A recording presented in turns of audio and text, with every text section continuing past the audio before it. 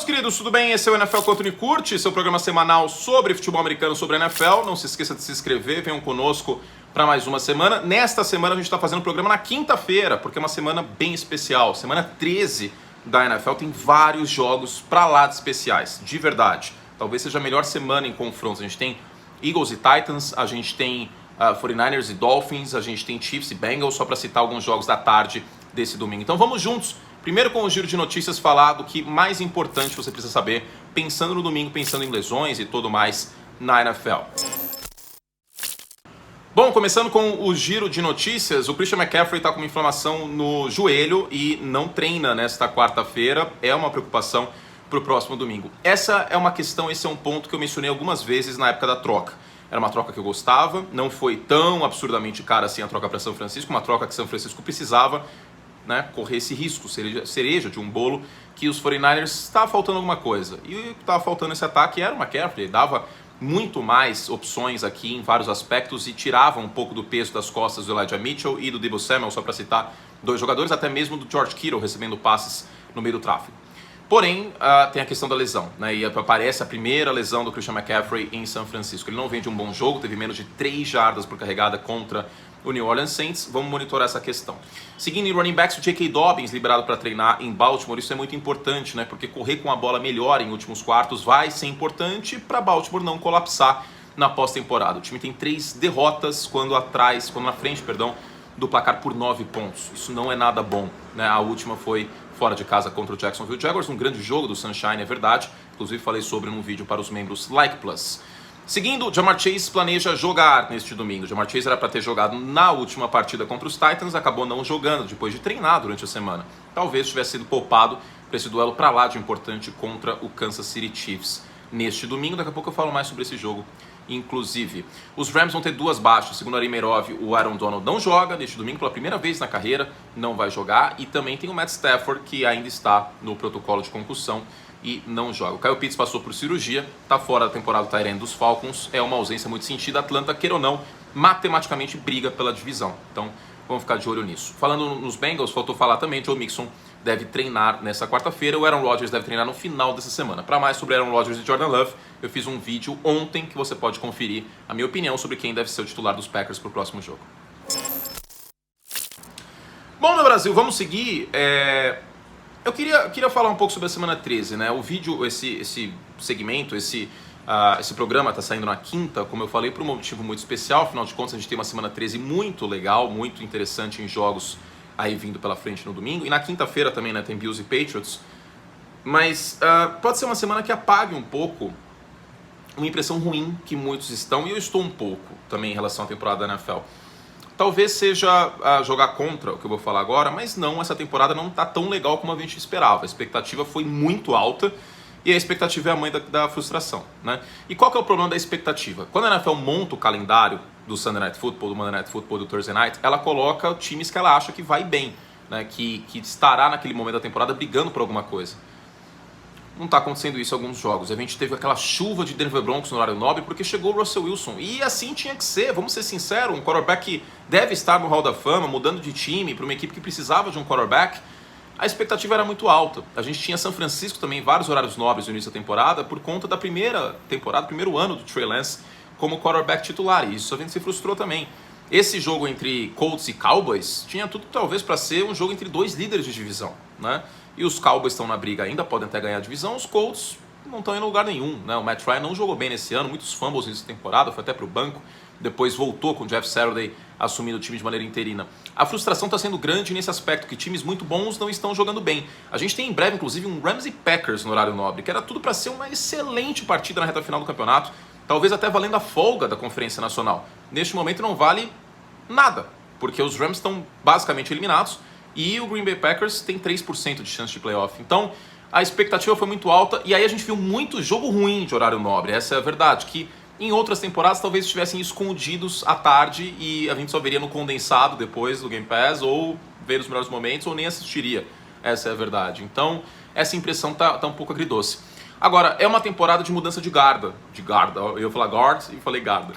Mudança de guarda da NFL, porque a gente tem uma ascensão do Miami Dolphins. A gente tem uma queda, queira ou não, de produção do time, mesmo que ele não esteja jogando mal, do Tom Brady e do Aaron Rodgers. Então é uma mudança de guarda mesmo, né?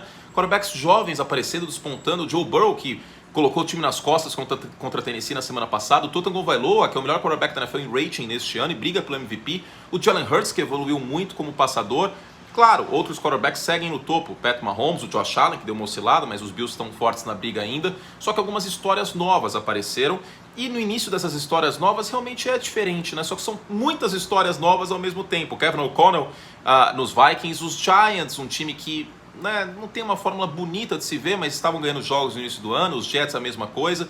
Os Titans, um time bem treinado. Então, é uma temporada diferente. Mas, às vezes, a temporada diferente, ela tem playoffs para lado especial. E é esse o ponto que eu queria falar um pouco com vocês. Essa pós-temporada promete ser fantástica. A gente deve ter, na Conferência Americana, uma reedição de ou Titans e Bengals ou Titans e Ravens. Jogo que a gente já viu na pós-temporada há um tempo atrás. Na Conferência Nacional, a gente deve ter um Dallas e Tampa Bay na primeira rodada em Tampa. Vai que os Bucks ganham esse jogo mesmo fazendo uma temporada ruim. Dá para acontecer. Eu não apostaria nisso agora, mas dá para acontecer. A gente tem também algum confronto de NFC East nos playoffs. Isso vai acabar acontecendo porque é uma divisão que deve levar 3 times. Sem contar outros tantos pontos, né? A gente pode ter um 49ers e Seahawks na pós-temporada, por exemplo. Muita coisa legal pode acontecer nos playoffs. Então, por mais que a temporada esteja com um certo dissabor, um sabor agridoce, entre histórias boas e histórias bem ruins acontecendo ao mesmo tempo, né? Frustrações, eu acho que tem tudo para ser um final de ano bem legal, tá? E agora vamos para uma mini prévia um pouquinho sobre os principais jogos da semana 13, porque a gente tem que falar sobre eles, são muitos jogos legais. Bom, falar sobre Patriots e Bills primeiro, né? O Josh Allen venceu 4 dos últimos 5 jogos contra o New England Patriots, e eu sinceramente, bom, eu não sei como parar aqui esse ataque dos Bills contra o New England Patriots. A gente vem de um jogo que o Justin Jefferson acabou com a secundária de New England, teve mais de 70 jardas em bolas contestadas, ou seja, menos de uma jarda de separação, e Stephon Diggs tem poder para fazer isso. É verdade que a defesa dos Patriots faz uma boa temporada, que o Josh Allen nem tanto, mas essa dominância do Josh Allen contra os Patriots, especialmente o Josh Allen correndo com a bola, que a gente viu que o Justin Fields fez isso contra New England. O torcedor dos Patriots tá bravo. Para de buzinar, tô gravando. E também tem essa questão do meio do campo, que o Josh Allen explorou muito bem ano passado contra New England, são fatores, ainda mais sendo em semana curta. Eu ficaria realmente surpreso com uma vitória de New England contra Buffalo na quinta-feira, mas tem que lembrar que é semana curta, a defesa dos Patriots está em alto nível e o Josh Allen nem tanto. Então, se tem uma janela, é essa. Agora, não usem a vitória do ano passado como parâmetro, porque foi no meio de um tornado o que os Patriots venceram os Bills, não dá para passar a bola naquele jogo. Com uma nota positiva para New England, o ataque foi melhor contra Minnesota na semana passada, e é semana curta, mas não para os Patriots, né? Porque os Patriots jogaram na quinta passada, e aliás, para os Bills também né? É verdade, como eu sou burro, agora que eu me toquei. A gente fica nessa de semana curta, não é semana curta, né? Ô, curte burro. Não é semana curta, mas enfim. Não vou arrumar isso aqui. Vai ficar aqui, pra vocês verem como eu sou burro e como a gente... Aqui é raiz, né, Tom? A gente vai pagar a edição, o André vai fazer tudo bonitinho, mas isso aqui ele vai deixar.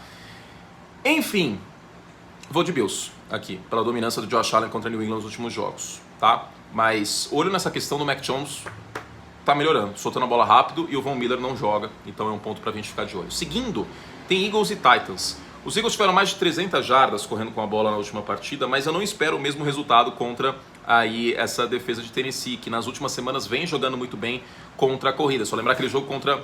Quase voou as fichas. Contra o Mahomes, na semana 9, se eu não me engano, né? Eu comentei esse jogo Sunday Night Football. Então, Philadelphia vai ter que vencer de outros jeitos. É uma possibilidade conseguir vencer com o Jalen Hurts correndo com a bola de novo. Por quê? O Hurts teve 4 pressões nesse último jogo contra Green Bay, que ele saiu do pocket, correu e ganhou quase 50 jardas.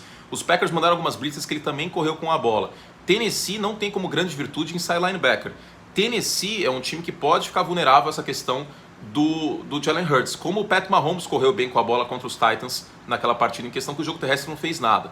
Então, olho de novo no Jalen Hurts contribuindo com o jogo terrestre. Do outro lado, a gente tem uma defesa do Philadelphia Eagles que tem seus problemas contra a corrida. O Derrick Henry não está bem nos últimos 3 jogos. Menos de 3 jardas por carregada e 1 touchdown. É hora do Derrick Henry aparecer, porque se depender do Ryan Tannehill, vai ficar complicado. E uma nota, um último parênteses, é a vingança do A.J. Brown, né? Porque o A.J. Brown era dos Titans, está agora no Philadelphia Eagles. Vamos ver se ele faz grande partida aqui contra essa boa defesa do Tennessee. O que acontece nesse jogo que promete ser bem interessante, bem brigado.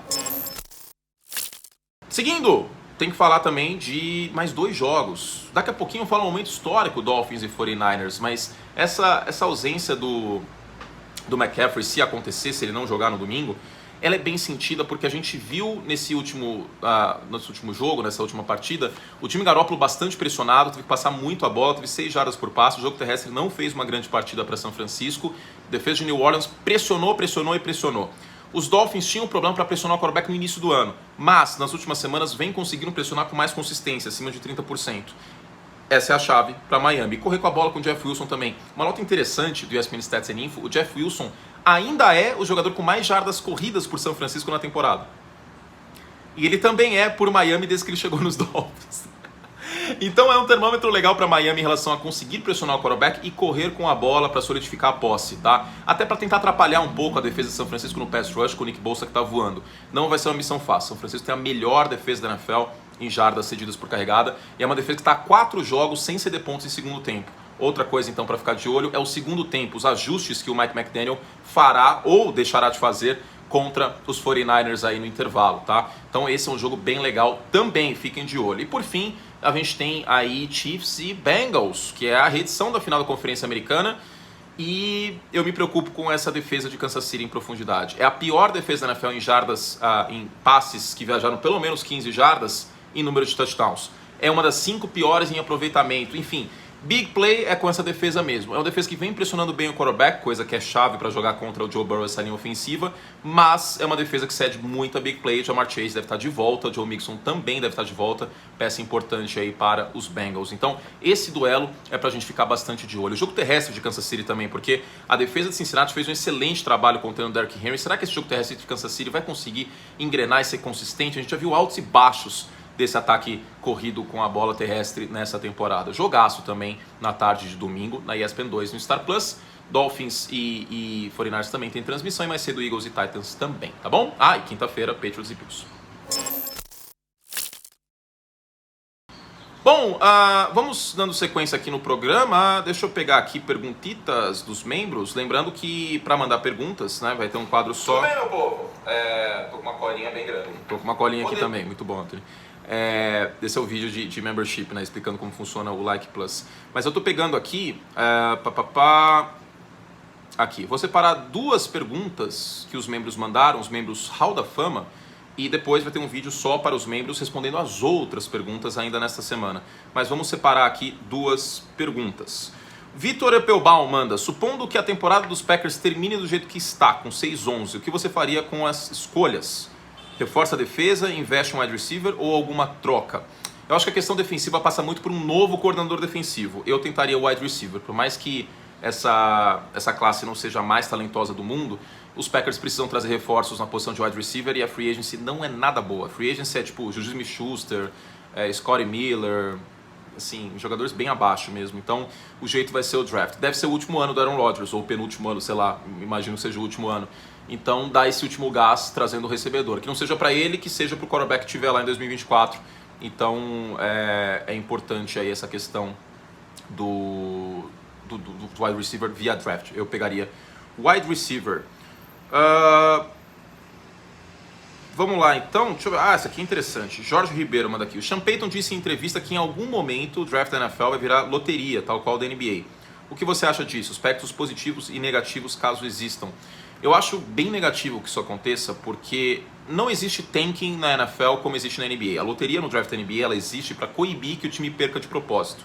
Na NFL é mais difícil o time perder de propósito, porque os jogadores não têm dinheiro garantido no contrato como o da NBA. Eles provavelmente vão ter que jogar, dar o suor deles para ter um time na temporada seguinte, tá? A carreira de um jogador de NFL ela é mais difícil do que um jogador de basquete pela questão do contrato garantido e também pela longevidade, né? Na NBA você tem que ficar 1 ano no college e já pode ir para a NBA. Na NFL você tem que ficar 3 anos e aí você vai para a NFL. O cara chega mais novo na NBA, ele ganha mais dinheiro. E tem um outro ponto também: você não pode jogar mole num jogo de futebol americano, senão você corre risco de se machucar no impacto, no contato. Tem esses poréns e eu não acho necessário, sinceramente, uma loteria no draft da NFL. Não acho. A gente tem um caso, um ou outro por ano, de um time que está realmente feio, por exemplo o Houston Texans, que não deveria nem ter contratado o Love Smith. Mas no geral as equipes, mesmo as que estão mal nessa temporada, estão batalhando. Você vê os Raiders, os Bears, não é que eles estejam tancando para precisar de loteria. Eu sou bastante contra. Aspecto positivo é que evitaria que tivesse times como os Dolphins no Tank for Tua, que tivesse os Colts de 2011, que colocaram o Curtis Panther de quarterback, foi um desastre aquela temporada, e esses últimos anos do Jacksonville Jaguars. Mas não seria tão necessário assim na minha concepção. E é mais importante você premiar a primeira escolha geral do draft com a chance de pegar o melhor quarterback no ano posterior, porque o quarterback é a posição que dá mais impacto. Veja o Jacksonville Jaguars, que queira ou não agora tem algo na posição de quarterback e que até então não tinha. Seguindo, Guilherme Carneiro, último aqui que eu vou responder, depois eu respondo para os membros num vídeo à parte. Qual conferência promete mais imprevisibilidade para os playoffs? É a Conferência Americana, porque na Conferência Nacional... Engasguei. A Conferência Nacional, o único wildcard que eu acho que pode aprontar é Dallas.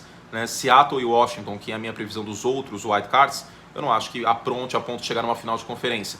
Na AFC, Ravens ou Bengals podem chegar numa final de conferência, podem até chegar no Super Bowl. A gente tem também Bills ou Dolphins podem chegar na final de conferência ou no Super Bowl. Então a AFC, como era a previsão da temporada, deve ser mais aberta. Certo? Vamos agora então fazer um momento histórico aqui conosco. Simbora! Bom, aproveitando que tem 49ers e Dolphins nessa semana, o momento histórico é o Super Bowl da temporada de 84. A temporada de 84 é uma das melhores da história para um quarterback, no caso o Dan Marino. O Dan Marino teve 48 touchdowns, 9 jardas por passe e passou das 5.000 jardas naquele ano. É realmente algo completamente à frente do seu tempo. Eu já acho os Rams de 99, que um dia eu devo fazer um documentário sobre aqui, desse time também, sobre essa temporada do Dan Marino, um time muito fora da curva. Mas o que aconteceu com os Dolphins naquele ano e com o Dan Marino é muito, muito bizarro. E até o Don Shula, né? Porque no início dos anos 70, o técnico dos Dolphins, que venceu o Super Bowl 2 vezes com a equipe, era só corrida, só corrida, só corrida. Basicamente, 2019 nos playoffs com os 49ers, lembra que o Jimmy Garoppolo passava a bola 10, 12 vezes por jogo? Aquilo era a temporada de Miami com o Don Shula. E aí, 12 anos depois, 10 anos depois, com o Dan Marino, a gente vê o cara só passando a bola e tendo esses números pra lá decepcionais. Foi uma temporada incrível, mas terminou com uma nota ruim. Os 49ers pegaram os Dolphins naquele Super Bowl, que foi realizado no estádio de Stanford, onde o Brasil jogou na Copa de 94, inclusive. O estádio foi remodelado, não lembra em nada o que era naquela época. E foi uma tremenda dominância por parte do San Francisco 49ers. O Dan Marino teve 2 interceptações, só um touchdown. O Joe Montana, por outro lado, 3 touchdowns, nenhuma interceptação. E a gente teve uma colisão de estilos, porque os 49ers eram um time mais físico. Pode parecer que não, mas um time mais físico, correram muito melhor com a bola. A Miami teve um gostinho para o Dan Marino do que ele teria pelo resto da carreira. Uma total ausência de ajuda por parte do jogo terrestre. E isso fez a diferença naquela partida. Teve até uma declaração do Bill Walsh, técnico dos 49ers, que no aquecimento deu para ver a diferença entre os dois times e que fisicamente não havia comparação. É uma pena, porque essa temporada de 84 do Dan Marino poderia ser ainda mais glorificada e a própria carreira dele se ele tivesse vencido esse Super Bowl, que foi o segundo título dos 49ers. Os 49ers venceriam mais 3 títulos, o último 10 anos depois daquele, em 1994. Dan Marino, inclusive, tem que passar muitas vezes a bola naquela partida. Enfim, neste domingo a gente tem uma reedição entre Miami Dolphins e San Francisco 49ers, com o ataque dos Dolphins, o ataque aéreo, na minha concepção, sendo o melhor ataque aéreo da NFL nesta temporada. Então daí o paralelo, o comparativo com o Tua, o Tyreek Hill e o Jalen Waddle. E um ponto interessante, eu tenho um souvenir aqui, vou mostrar para vocês. Eu tenho um Sports Illustrated de antes dessa temporada. Olha a pizza que eu tô! De antes dessa temporada de 84. Essa aqui é a prévia da temporada de 84, que tem o Bernie Kosar na Universidade de Miami e o Dan Marino nos Dolphins. Olha o cabelão do Dan Marino. Essa Sports Illustrated é de agosto de 84, se eu não me engano. Ela tá bem velhinha já, o papel tá amarelado e tal. Olha que bela propaganda de um um Ford Thunderbird. Quantos 1000 litros por quilômetro esse carro faz? Maravilhoso. Faz tempo que eu não li. O que mais temos aqui? Propaganda de cigarro, que eu não posso mostrar.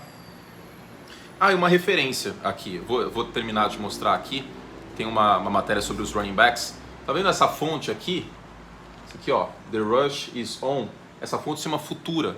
É a fonte que eu uso nos thumbnails dos meus vídeos. Eu não sei se vocês repararam. Minha fonte preferida é essa. Que é a fonte do logo da Nike com o Just Do It, inclusive. Matéria do Paul Zimmerman, que é meu grande ídolo, inclusive, como redator de futebol americano.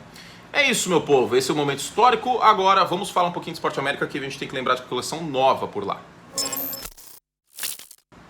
Bom, meu Brasil, é o seguinte, coleção nova na Esporte América, eu já falei no início da semana, mas tem os bonés Salute Your Service, que estão simplesmente maravilhosos.